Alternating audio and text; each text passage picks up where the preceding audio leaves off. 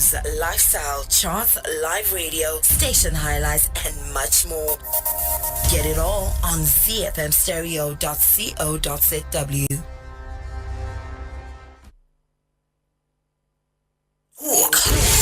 Our business is able to access currency through the formal channels. Let's take it this way. Until about this time last year, we were running what I call an over-liberalized foreign exchange market, something that no other country does. Especially in a situation where the hard currency, the US dollars, is the medium of exchange. It's almost like the sole currency, and yet we don't print it. The talk that gets you talking, Mondays to Thursdays between 6 p.m. and 9 p.m. Here we go again. Enjoy world-class radio online. ZFM Stereo is available on TuneIn. Search for ZFM Stereo and you got it. The platform. Step up and speak out.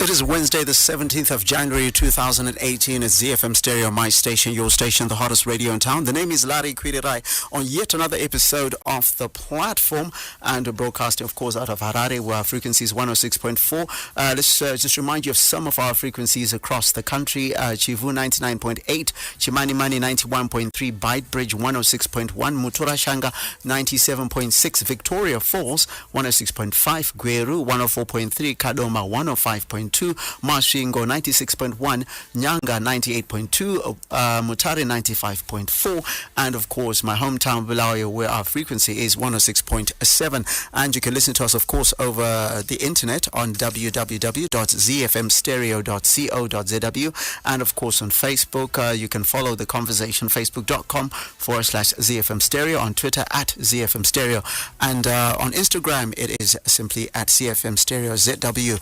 And this episode of the platform, we're discussing electoral reforms. If you've been following our Facebook and Twitter accounts, you'll be realized that we sent out we sent out the topic and solicited questions, and we'll be reading a lot of those questions out.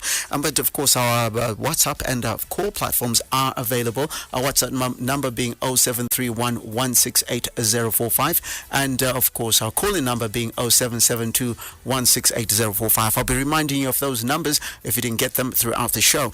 Now, what are we talking about today? Zimbabwe later this year will hold make or break harmonized elections. The election management body, which is the Zimbabwe Electoral Commission, in preparation for the elections, launched a national biometric voter registration that is known as BVR, in an attempt to come up with a clean voters roll, which will replace the old voters roll, which has been a subject of contestation by political parties in the opposition sector, and tainting the freeness, fairness, and credibility of elections that have been held in the past. The BVR process is among many processes that are expected to lead to free, fair, and credible elections. Today in the studio, I'm joined by the Minister of Justice, Legal and Parliamentary Affairs, Honorable Ziyambi Ziyambi, as well as the ERC, that is Electoral Resource Center, Election Resource Center, Executive Director, Mr. Tawanda Chimini, and Hill Zimbabwe Executive Director, Rashid Mahia. Welcome to the program, to all of you. Thank you. Welcome. So what we are going to do is we're going to have an analysis of the state of preparedness of the nation on having the elections. The discussion will hinge around the legislative, administrative, as well as environmental framework that is guiding elections in Zimbabwe. The first question, of course, that I want to ask straight off the bat to Honorable Ziyambi. On January 5, you were quoted as saying the country's laws need no reform, suggesting the laws were compliant with the guidelines of the African Union and the regional bloc SADC. Do you still stand by this view, especially in reference to electoral reforms? Thank you very much. I absolutely stand by that statement that in terms of the SADC and African Union guidelines, we are well within the expected standards, if not above what they recommend. And that is a fact. And if you go into our laws and you compare with the guidelines, we are within the expected standards. So what you're talking about is, just for the sake of the person at home to understand, in terms of those guidelines, if we went to elections this year, right now, would fall along the what is classified by the African Union and the regional bloc that is SADC, in as far as what we call free, fair and credible elections. Is that what you're saying? Yes, absolutely. So then, having said that, elections coming forward, they are in terms of preparation. Where are we in as far as that is concerned? I think we are at an advanced stage. We now have over 5 million registered voters. If you may recall that we started afresh registering all our citizens to vote, and we are well above 5 million now. The expected voter population on the basis of all those who will be 18 years and above by end of this year is 7 million, and we are at 5 million. So you notice that we have a population that will turn 18 that had been included on the expected voters of 7 million, and we're at 5 million. And I think the figure that we have, considering that we are also undertaking a mop-up exercise that has been extended to the 8th of February, we are comfortable with the figures that we have. Okay, so having discussed that aspect of it, the preparedness and so forth for elections, the aspect that we're talking about today is the road to elections. I'm going to move over to Mr. Chimini. The question that I want to ask you is, given that backdrop, I'm going to ask you on the backdrop of those two questions. Within the SADC guidelines, are you in agreement that within SADC guidelines we are ready for a free, fair and credible election to start off with? And in as far as the process and as far as the preparedness for elections, are we headed in the right direction at this point? Right. In terms of the SADC guidelines, and they have been revised, the new SADC guidelines talk about two important things that as Zimbabwe we still fall short of. And I'll just mention these two things. The SADC guidelines insist on the independence of the Election Commission. And I know this is a debate that we will have with the Honorable Minister regarding the independence of our own Election Commission here. So, from our own assessment, we still fall short of the expectations of the SADC guidelines with respect to independence of the Commission, specifically regarding the control and influence in the decision-making processes around the administration of elections. And we're hoping that this is a discussion that we can have to clarify on that particular matter. So that's the first element that was falling short of in terms of the revised SADC guidelines. Then secondly, the SADC guidelines as revised insist on the extension of the right to vote to citizens outside the country. So in the SADC region, you will find that a lot of our counterparts in the region have extended the right to vote to their citizens outside the boundaries of their countries. So this is what we are now calling the diaspora vote. So in terms of our own provisions in terms of the law, the diaspora vote, mind you, Larry, actually does exist in Zimbabwe. So there's a tendency to give the impression that this is something new, which we're pushing to say it must be introduced. No. The diaspora vote actually does exist in the sense that Zimbabweans on government business outside the country are already enjoying that right through postal voting. So our argument is that the same right must be extended to the rest of Zimbabweans who are out there, because our constitution is also very clear about the issue of non-discrimination. So one cannot be discriminated on the basis of who employs them in terms of enjoying the right to vote. So on those two elements, I think, and we can discuss this with the minister, but I think Zimbabwe can still do something to ensure that at least we remain consistent with the new provisions of the SADC guidelines.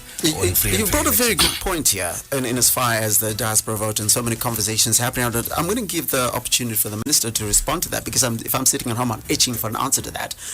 Those two issues, what is our government doing in as far as that, given that those are the updated SADC guidelines? Thank you very much. I am fully aware of the updated SADC guidelines, and in my remark I said we are within those SADC guidelines, and I stand by that. Let me preface what I'm going to say by saying that in terms of the independence of SEC is provided for within the Constitution. It's a Chapter 12 Independent Commission supporting democracy. And if you go into the Constitution, it's very clear on Section 235 about independence of commissions. And it says, and I want to quote, the independent commissions are independent and are not subject to the direction or control of anyone. Must act, I want to repeat the word must. In the Constitution, when the word must is used, it's peremptory. You don't have discretion to do otherwise. And here it says, independent commissions must act in accordance with this Constitution and must exercise their functions without fear, favor, or prejudice. I want to refer you to Section 2 of the Constitution. Section 2 of the Constitution speaks about the supremacy of the Constitution. And it says, and I quote, "This Constitution is the supreme law of Zimbabwe, and any law, I repeat, any law, practice, custom, or conduct inconsistent with it is invalid to the extent of the inconsistency." I spoke about us being very compliant with the SADC guidelines. And my brother here speaks about ZEC not being independent. And we have a constitution that have given them the independence in very clear terms that this is what they are supposed to do. Okay. Not only that, it then goes on to say that if we have any law that is inconsistent with the constitution, those sections of the law that are inconsistent are invalid. So I do not know which independence they do not enjoy. Then I want to speak about the right to vote. The Constitution, in the Constitution, everyone has a right to vote. But the right to vote is not an inalienable right. In other words, it's not a right that you cannot derogate. That's the reason why you find out if you go to Section 155, it will tell you that the commission, the Zimbabwe Electoral Commission has to put regulations on how you register people. So you have a right that you enjoy subject to certain qualifiers. So it's not absolute. It's not like the right to dignity. You enjoy the right subject to you satisfying certain requirements. So can I ask a very specific question? You can't vote. So on the back of that, I've got to ask a very specific question. Yes. Are you saying that given that kind of scenario, are there people that can be denied the right to vote? Everyone has a right to vote, subject to certain requirements being met. Yeah, in terms of Section 67 of the Constitution, every adult Zimbabwean citizen has the right to vote in all elections and referendums. This is what Section 67 says. So we can come back to the whole debate on that particular issue. But I just wanted to come back to go back to where the minister mentions the supremacy of the Constitution, right? And the whole question of the independence of the Election Commission. Now, I agree, and I agree, Honorable Minister, that the Constitution is supreme. My worry is, why then do we have an appetite to keep provisions of the Electoral Act that are unconstitutional on the books? Now, what we have seen in the past is there's been an oscillation in administering election processes between what the Constitution says and what the Electoral Act says. And this is done selectively. And that is where our worry is. Now, I'll come to exact sections that undermine the independence of the Commission within the Electoral Act. So when you go to Section 9, subsection 5 of the Electoral Act, it states that ZEC is not allowed to dismiss its chief election officer without the approval of the Minister of Justice. Right? This is an independent commission, as stated in the Constitution, and the Constitution is supreme. But you have this provision that remains on the book. And our argument is, why not just remove it? Rather than saying, well, it is unconstitutional, so it is null and void. It is there, and we've seen it and heard that some of these provisions actually get used on the pretext that they remain on the books. And ZEC keeps saying these sections must be addressed in terms of alignment. Secondly, when you go to Section 12, ZEC is not allowed to accept donations or grants from any non-governmental organization or any source without the minister's approval. Is this not infringing on the independence of the commission? Section 18 of the Electoral Act, the minister, not ZEC, is empowered to make regulations for mandatory and or automatic electronic registration. The minister has to merely consult ZEC about the regulations. Is that not infringing on the independence of the commission? Section 40H, the accreditation of election observers is not left to ZEC, but is put largely in the hands of an observation accreditation committee, which comprises of individuals drawn from the executive, from the Ministry of Foreign Affairs, from the President's office, and so on. Section 192, ZEC cannot make regulations around electoral procedures without the approval of the minister. Now, if you've got these 5 clear provisions that are infringing on the independence of the commission, and we come back and say the constitution is supreme, would it not be good, in terms of showing goodwill, for the executive to say, let's strike off these particular provisions? Because if we're to proceed to an election, Honorable Minister, with these provisions there, one can raise an argument to say, but how can you say that our elections were independently administered when you had these provisions on the table? Okay, would it not be better for these? Mr. Chimini, let's give the minister an opportunity to respond, and also want to give an opportunity for those who are listening to take part in the conversation. So, and I'll be coming to you, Mr. Mahiya, just now. But on that part, because we want to move quickly forward to other issues, why aren't you just striking those things that he says are not consistent with the Constitution? I think what that's his perception, that there are things that are inconsistent with the independence of the commission.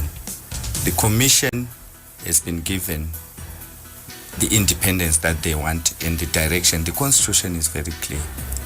And if you go to the constitution, when you are interpreting any legislation, anyone, you are enjoined to interpret it with regard to the constitution. In other words, if you have a piece of legislation and you want to interpret it according to the interpretation philosophy advanced by this constitution, you look at the legislation and the constitution, and the interpretation that you are supposed to give is the one that is consistent with the constitution. That is very clear.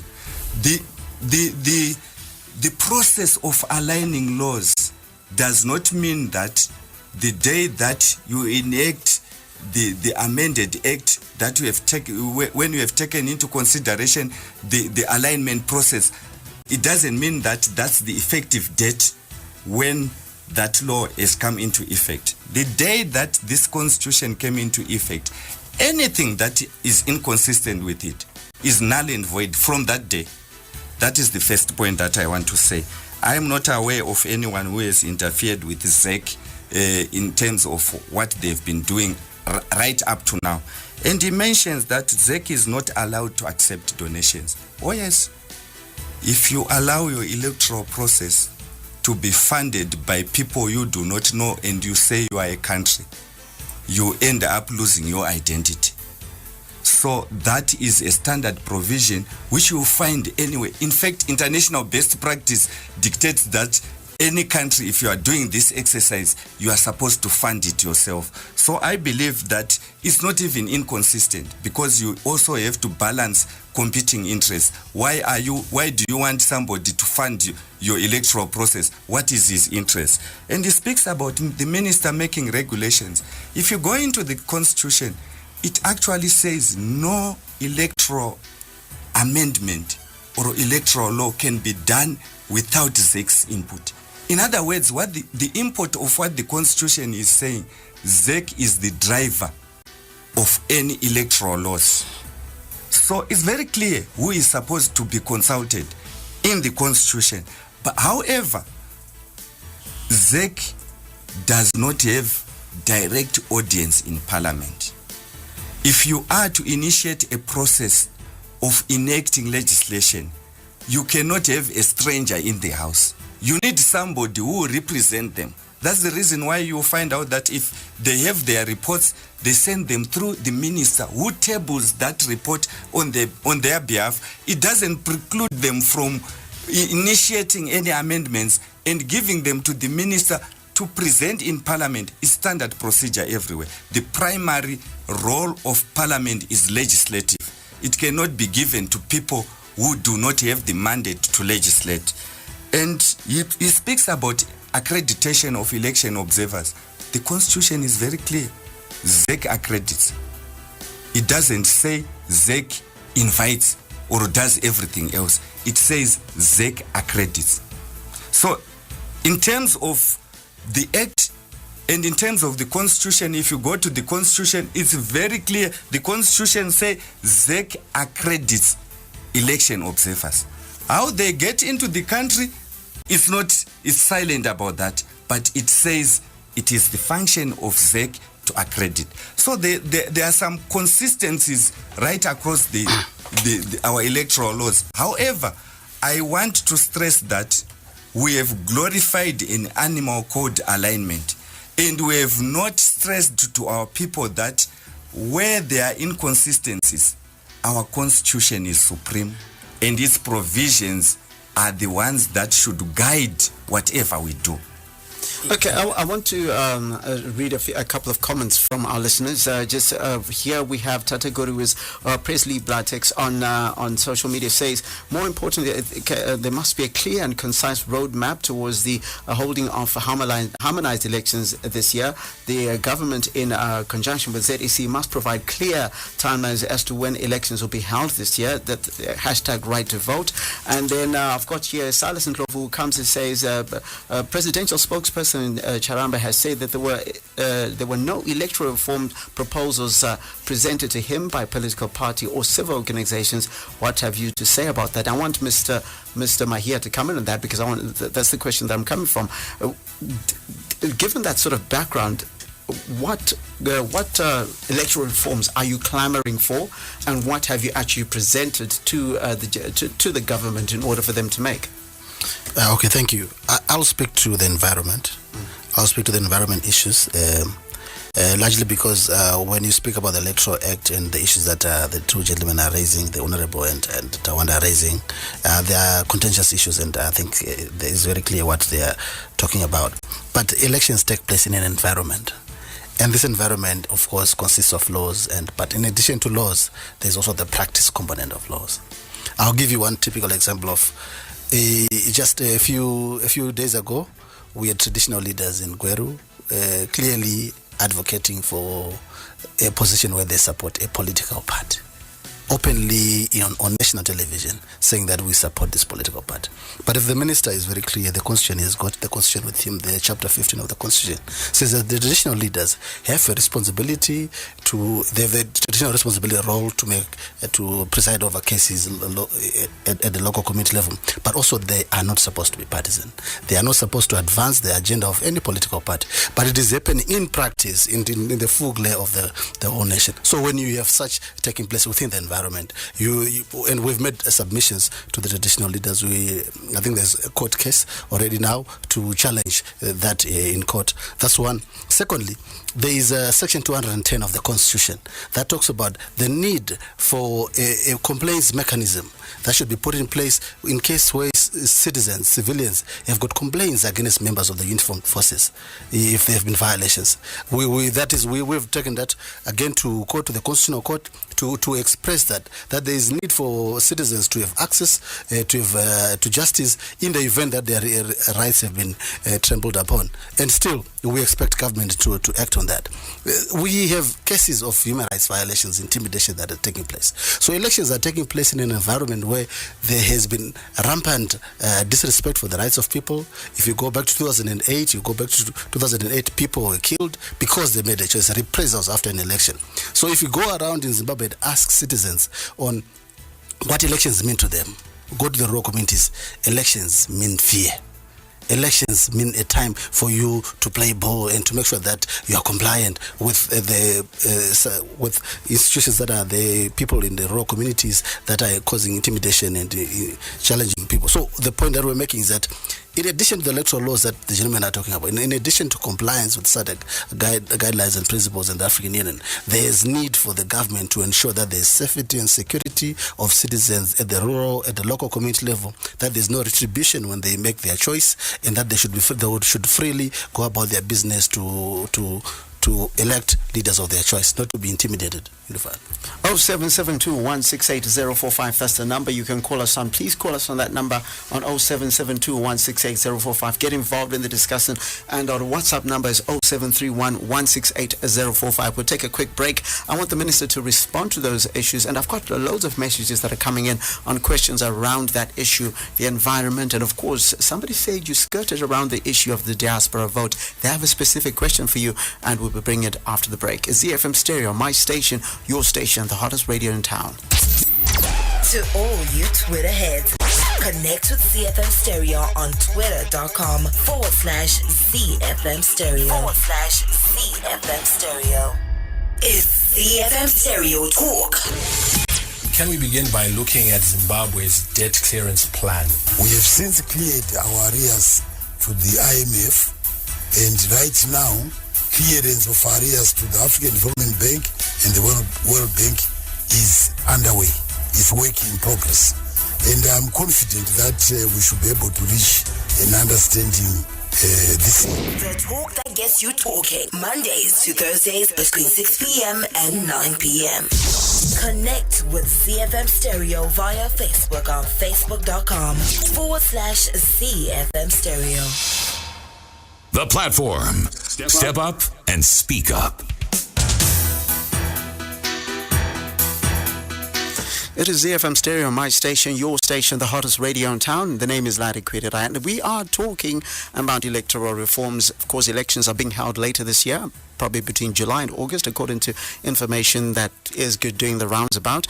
In fact, that's a question that I think a lot of people want to know from Minister, when exactly we're likely to have in elections. But just to remind you of how you can get in touch with us, 0731-168-045, and on our voice call number is 0772-168-045. But first of all, yes, that question. When are elections likely to take place? That's been coming up a lot in the election roadmap, and then also the issues that were raised by Mr. Mahia.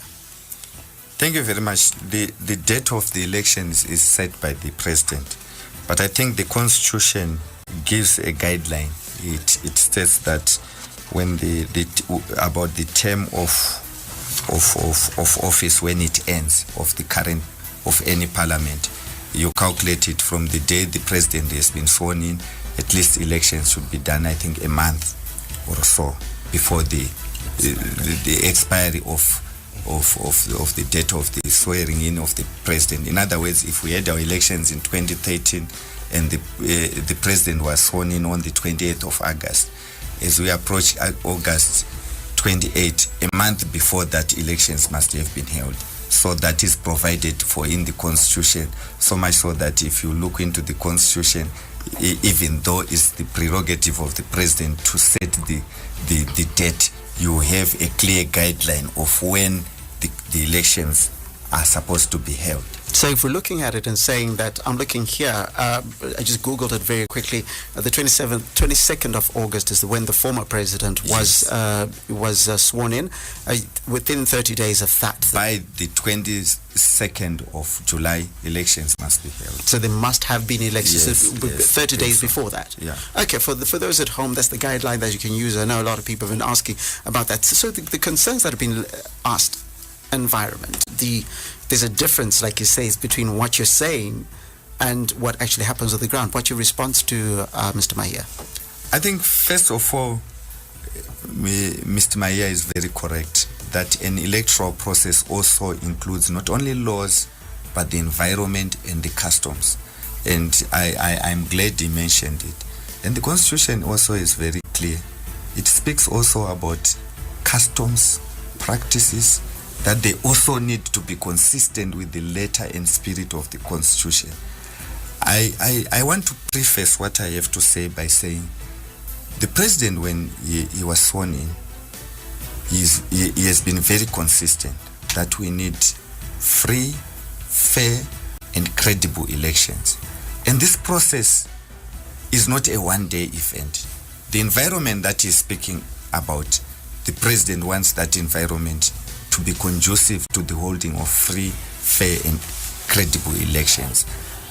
Having said that, he also spoke about the complaints mechanism. Again, he cited provisions of the Constitution, which again brings me back to the point that I've said, that we have glorified a certain process and decided to ignore implementing what the Constitution says. We simply need to comply with this Constitution. And it's also very clear. If you look at ZEC, about ZEC, it says ZEC must uphold this Constitution in whatever they are doing.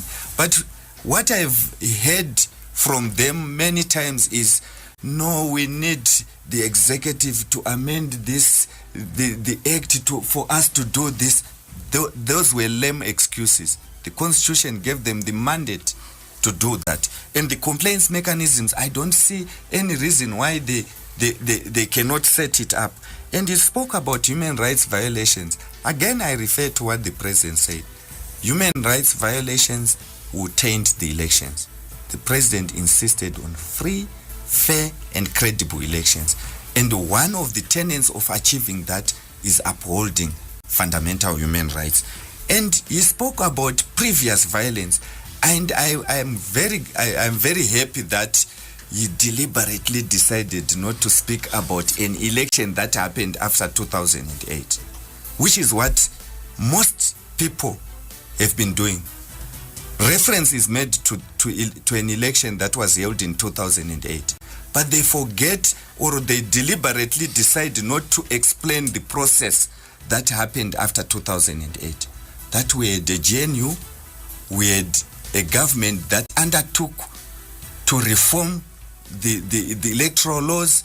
We had a new constitution which culminated in an election where ZANU-PF as a party took the lead in advocating that there should be no violence. And if you compare the elections that were held in 2008 and those that were held in 2013, there was a massive improvement in complying with issues to do with human rights. Okay, I think we're getting a lot of that energy. I mean, I think a comment that you made is that as ZANU-PF, you took the lead, but saying, should it be more of a statement as government took place in that? That's a question that somebody might ask, and it skirts very well into a question that somebody says is that the minister skated on the issue of diaspora vote. If government officers in other countries can make postal votes, why can't people in the diaspora, apart from government officials? That's Tafazo from Milton Park. Why is it that only government officials are in government business? I'm very glad that he noticed that I skated it, because it's a matter before the courts, and I would not want to get into detail about what I want to say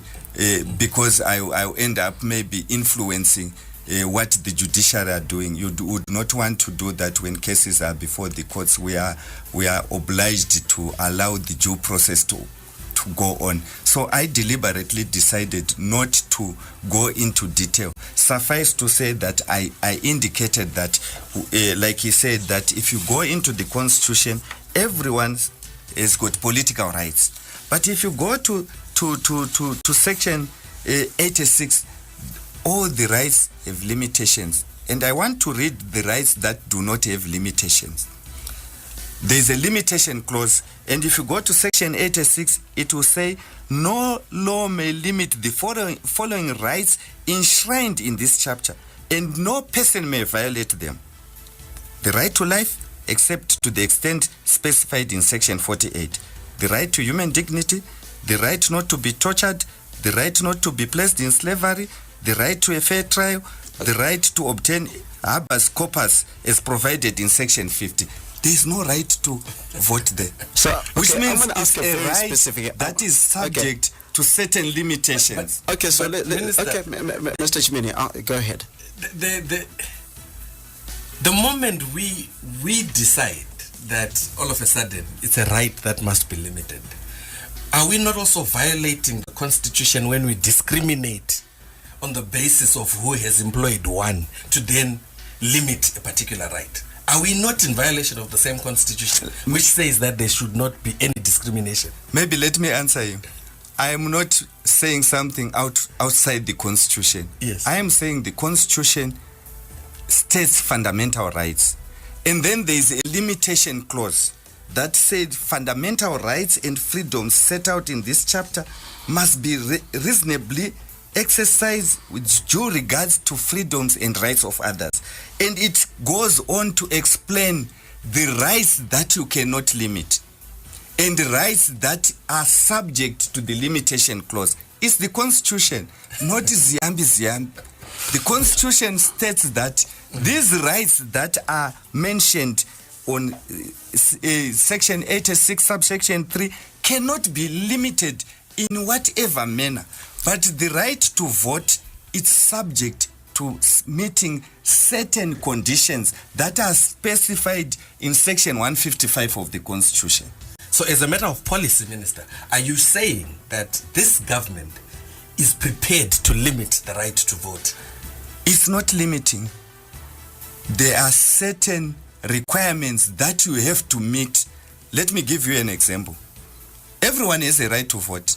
Yeah. But if you don't go and register, You can't vote. you can't vote. Agreed. Yes. So that's a limitation. Yes. The mere fact that the law says go and register to vote is a limitation. Yes. The constitution says everyone has a right to vote, but the law says there shall be delimitation of constituencies. Definitely. And Yes. you must go and register and vote in your constituency. Definitely. If you are in Bulawayo on the day of voting and you are coming from Zimba and you can't go to Zimba, You can't vote. you can't vote. Right.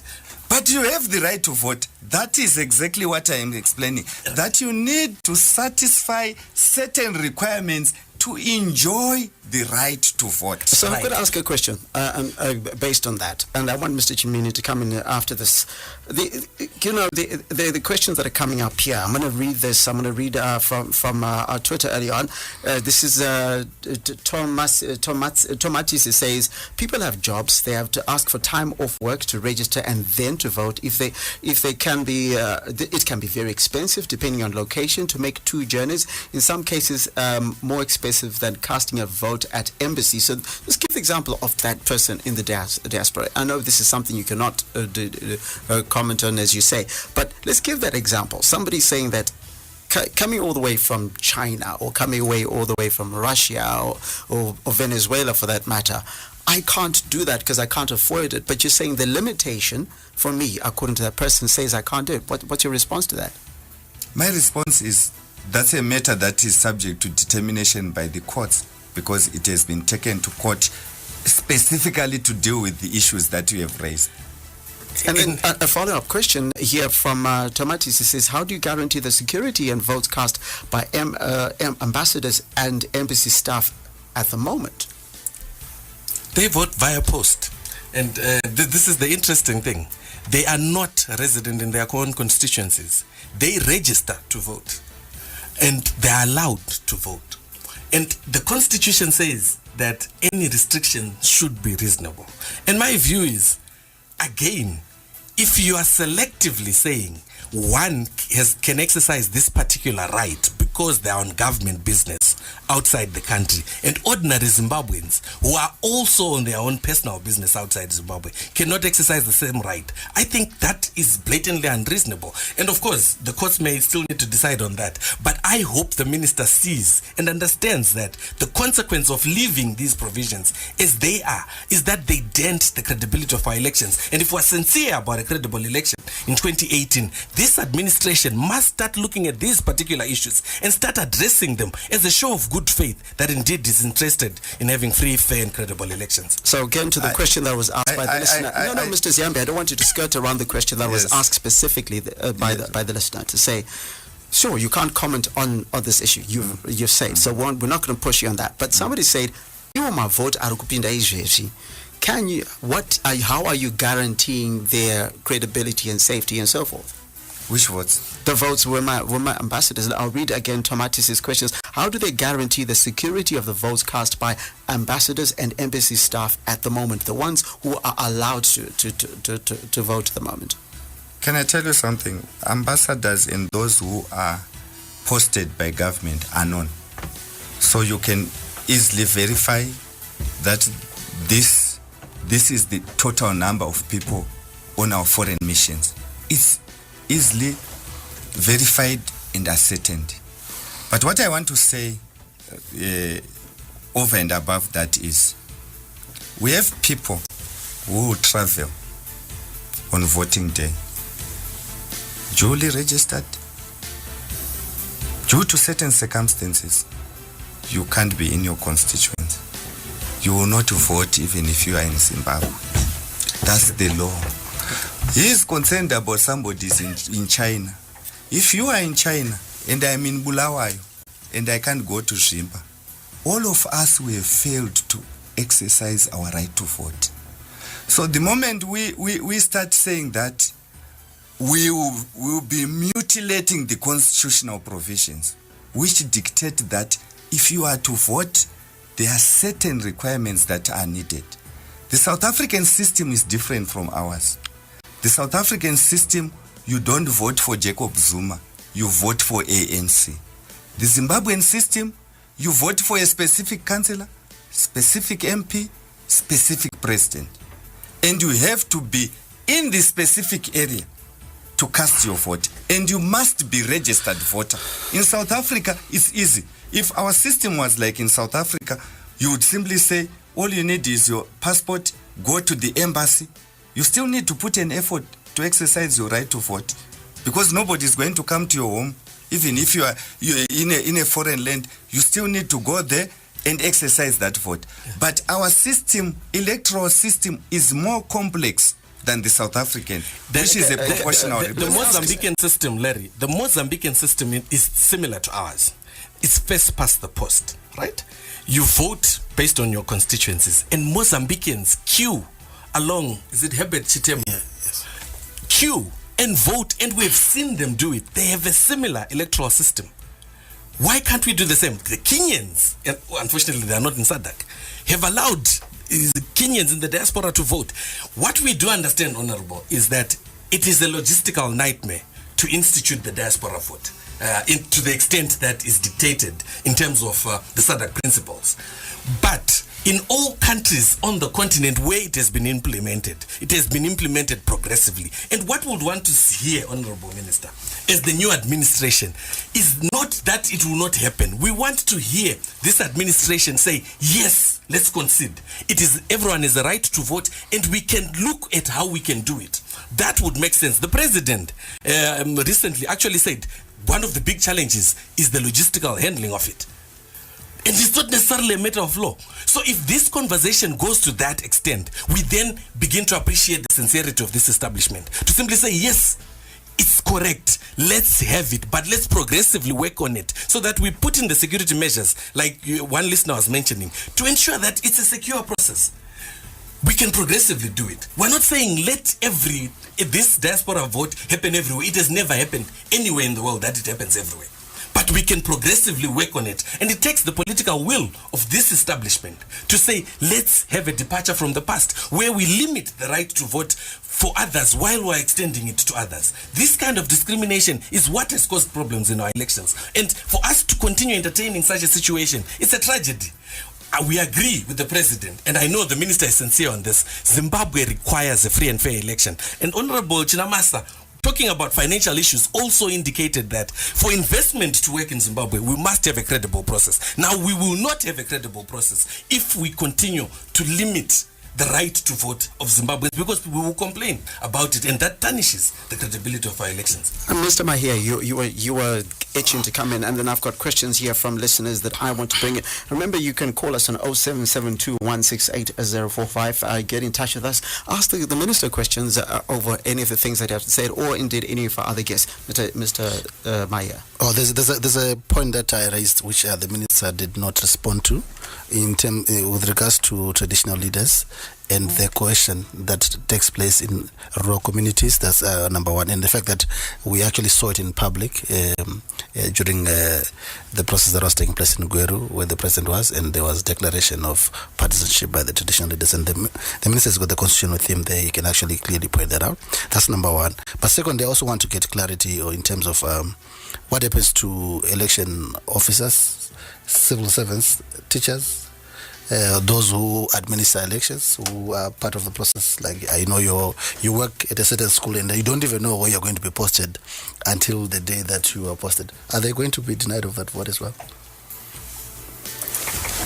Thank you very much. He speaks about the traditional leaders and their utterances. Traditional leaders do not speak for and on behalf of government.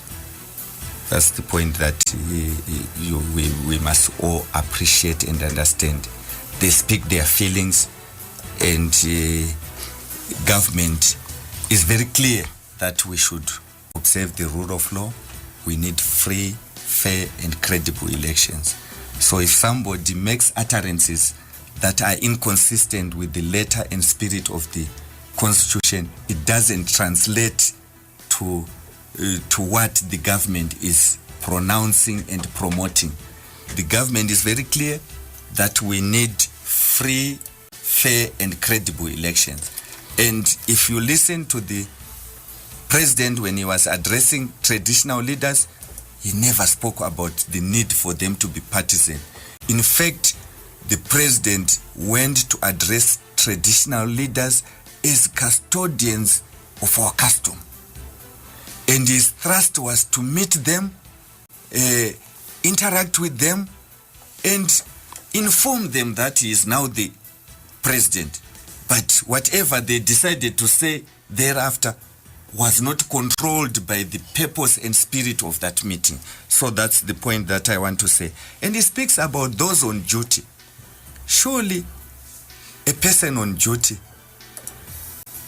is not because of his own fault that he can be in the constituents. I said that the right to vote is subject to you satisfying certain requirements, not to somebody else assigning you a function to do and then denying you the right to vote. Those are two different things. The general limitation clause applies to things that all of us as Zimbabweans are required to do. So I know my brother is very passionate about the diaspora vote. I am, because I know that the majority of those in the diaspora are going to vote for us. But I am limited by provisions of the Constitution that look at us as Zimbabweans, all of us. And then they say, irregardless of your location, you have a right to vote. But if you want to exercise that right to vote, you do 1, 2, 3, 4. Until and unless that is addressed, that is what the Constitution says. And I am glad that there is a consortium of people who took this issue to court, because that's where all the disputes will finally end. And the courts will make a pronouncement of the way forward, and then we'll take it from there. I want to ask these questions from the listener, because there's the most important component of this discussion. Marcy, all the way in the United Kingdom, says, can a prisoner vote, or those in hospitals? That's the first question. Another one says, why, if the name is, I think they're talking about the voting system, why, if the name is what we are casting vote on, surely it's a numbers game against the candidate? And then I've got TK from Mutare, who says, the gentleman advocating for the alignment of the electoral law with the Constitution is right, for the sake of avoiding electoral law being misrepresented by ZEC officials. Is that too much to ask? And then I've got Hopo, who says, with due respect, the Honourable Minister is entangling himself in doublespeak. How can his government reject funding by NGOs and elections, yet accepting it in health, for instance? And finally, these are the questions I'm going to ask. If you need me to remind you of the questions, the four questions is, when can we expect the appointment of the ZEC chair? Those are the questions that we asked. So starting off with the issue of can prisoners vote, and those in the hospitals? Again, it boils down to what I said. if you are a prisoner, you don't enjoy all the rights. You have certain rights that have already been limited. It's a general limitation clause. If you want to vote, don't break the law. Okay. If you break the law, it's a general... Is this standard practice? Yeah, we want clarity in terms of the law. You see... Let me finish. We have fundamental rights. And the limitation is in terms of the law of general application. Everyone, I want this to be very clear. Everyone has a right to vote. But there is a law of general application and a limitation clause. If you break the law and you are in prison, there is a law of general application, that is, you have broken the law and you have been imprisoned. You cannot then now claim that my rights have been limited when you have done something that led to that. So it's very clear, and I'm glad also that it's something that can be cleared by way of the court challenge that is there. Those that are in hospital, it's also a logistical nightmare. I said, if I travel to Bulawayo and the voting is happening on that particular day, I cannot claim my right to vote because I am not there. And that is exactly the same like somebody who is in hospital, like somebody who is in the diaspora.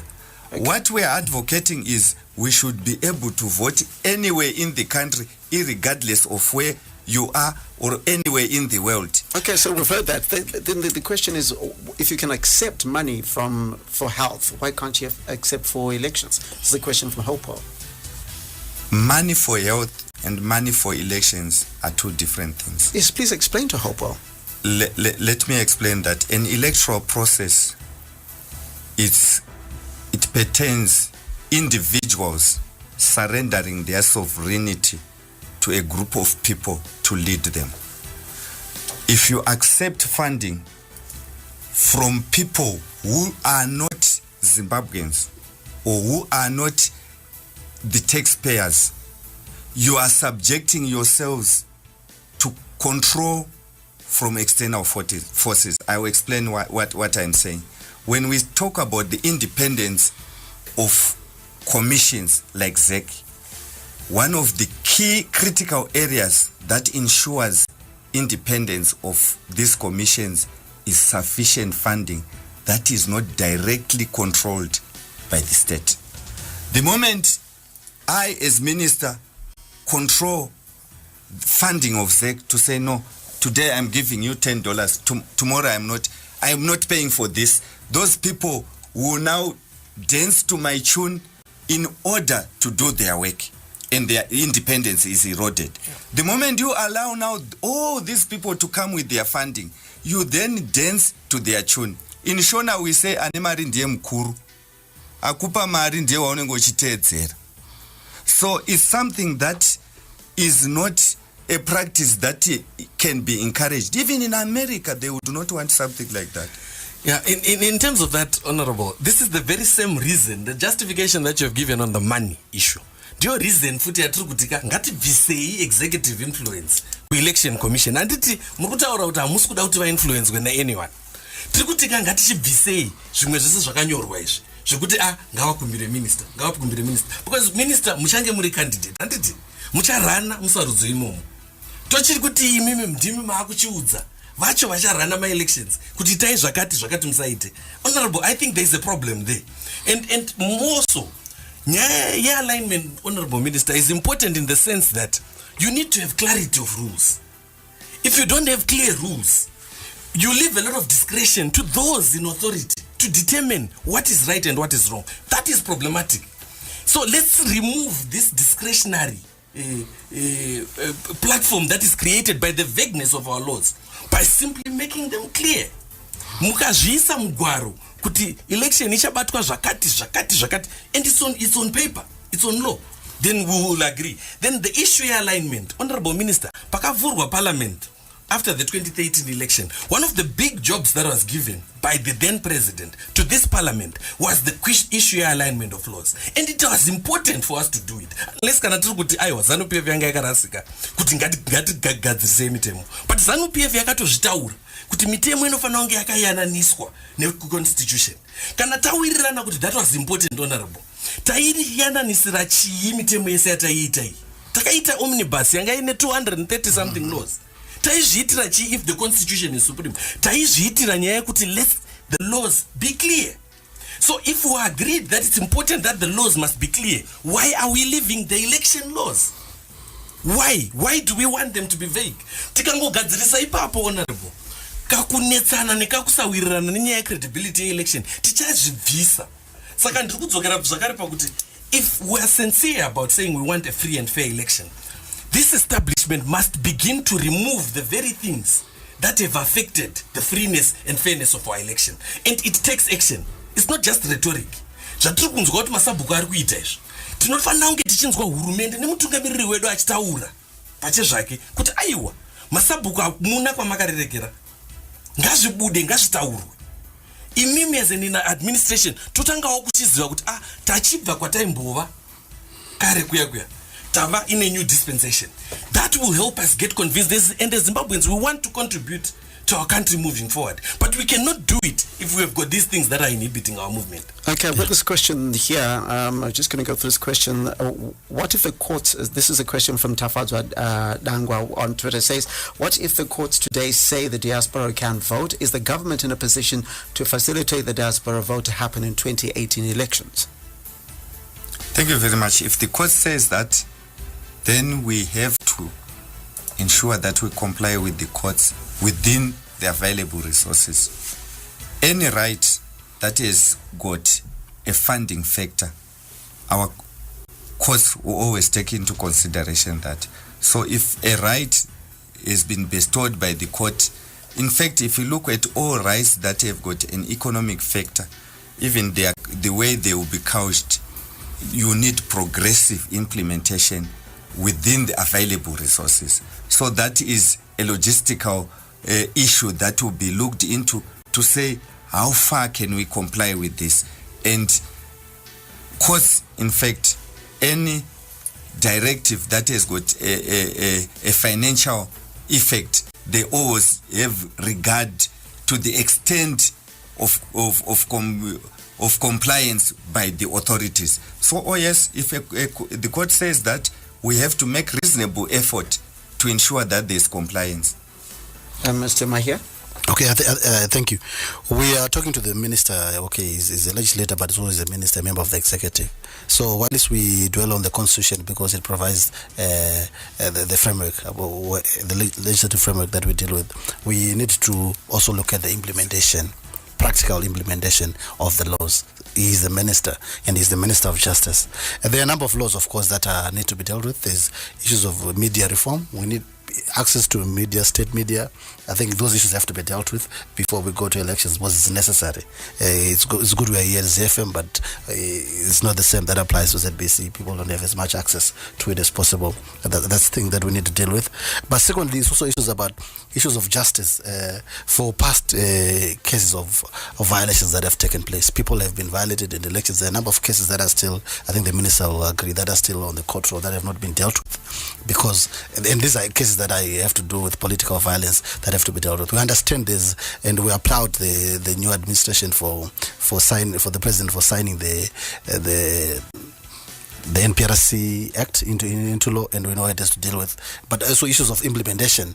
The NPRC has to come up with a early warning, early response mechanism to make sure that there is no violence or to dictate violence in communities. So there's that issue of laws that have to be dealt with, but also the issue of practice. What the minister says, what the politicians say, should obtain at the community level. And that is where our problem is. The laws are here in Harare. You go to communities, they'll tell you it does not apply here. In communities, we've got small governments, people that have a lot of authority that are not even part of the hierarchy of government. They're not even part of anywhere in government, not in council, not anywhere. But they've got laws. They've got a lot of power. They've met a lot of people. They're called the chairman. I tell you, there's a chairman. They're called chairman, and they're chairman of a political party. They have more power than the councillors, elected councillors, than even the traditional leaders. So in my view is we need to make sure that what we walk the talk. The issues that we raise a number of human rights violations that have taken place. We have recorded and documented a number of human rights violations that have taken place. We've taken them to ZEC, and ZEC has referred them to the Human Rights Commission and to the police. And one issue that I need to raise, Larry, is that because of past violations, because of the impunity that obtains in the communities, people are not willing to come up, right, and be witnesses. They are intimidated and violated and want to just keep safe. So the minister might not be aware of this, but this is what is happening in a number of rural communities. There are communities now we speak that are not accessible. For you to access communities now, we are organizations that work in communities. For you to access some communities, they talk about an MOU, which is not even legal, it's not even provided for in the Constitution. So there are limitations that are put on citizens, and the minister and the government needs to know that. So as Tawanda has rightly said, the new administration has to show that there's been a change, that there's a new sheriff in town, and that is to be seen in practice at the local community level. Okay, looking at those are issues that are those issues that you've looked at, Honorable Ziyambi, or are those issues that you say, okay, look, we're not worried about? Because this is on the eve of the election. Thank you very much. I think the issues that he is raising, the new administration is very much seized with them, and we're speaking the same language with what he's saying. We're saying no violence. We're saying we need free, fair, and credible elections. You saw the gesture of our president visiting Mr. Trangirai to see him, and that was a good gesture to say we are Zimbabweans. And when he spoke at the chiefs meeting, he said we might have differences in terms of political affiliation, but don't forget that we are one people. We are Zimbabweans. So let's not have violence. He spoke about that to the chiefs, even after they had spoken whatever they had said, but he said, I need political tolerance. We should always respect each other as Zimbabweans. So those are issues that he spoke about very clearly. And the message that we have been sending out is we need free, fair, and credible elections, because without that we cannot have development. What I was trying to say, what he's passionate about, is if ZEC reads the president well, with or without some of the things that they are saying, they must ensure that they stick to the letter and spirit of the Constitution, and the interpretation is not left to the courts alone. It says anyone, you need to do that. And then they should pinpoint that when I tried to do this, Minister Ziyambi came and said, no, you can't, because the Electoral Act is saying this. They should expose us. That is what I was saying. And in terms of the practice, again, ZEC has a mandate for voter education. If you educate your voters, certain things that are complained about, an educated voter is an empowered voter. You will know that if somebody comes and says, give me your registration slip, I'm going to follow you up, you will laugh. Why is it that those in cities, they always refer to the rural people? ZEC should intensify the voter education. Nobody is stopping them from doing that. In terms of justice, we believe that we should uphold the rule of law. If we don't do that, as a country, we are doomed. So our thrust is, let's observe the laws. We are all Zimbabweans. In terms of the ZEC chair, the president is consulting, and an announcement is going to be made soon. It's just following the provisions of the Constitution that if he believes that so and so is suitable, he has to consult Parliament and JSC, and that he is doing. Thank you very much. That's the voice of Justice, Legal and Parliamentary Affairs Minister, Honorable Ziyambi Ziyambi. And before him, you heard Heal Zimbabwe Executive Director, Mr. Rashid Mahia. And of course, before that, also you had the ERC Executive Director, Mr. Tamra Chimina. Thank you very much for coming in, gentlemen. And that's it for this week's show. I'll be back with you tomorrow on between 7:30 and 8:30 again on the platform. Otherwise, take care of yourself and the people that you love. It's ZFM Stereo, my station, your station, the hottest radio in town. And as I always say, where I come from, Silvi Siyasebenza. It's ZFM Stereo, my station, your station, the hottest radio in town. And coming up now is Chila with Culture Talk. News, lifestyle, charts, live radio, station highlights, and much more. Get it all on zfmstereo.co.zw.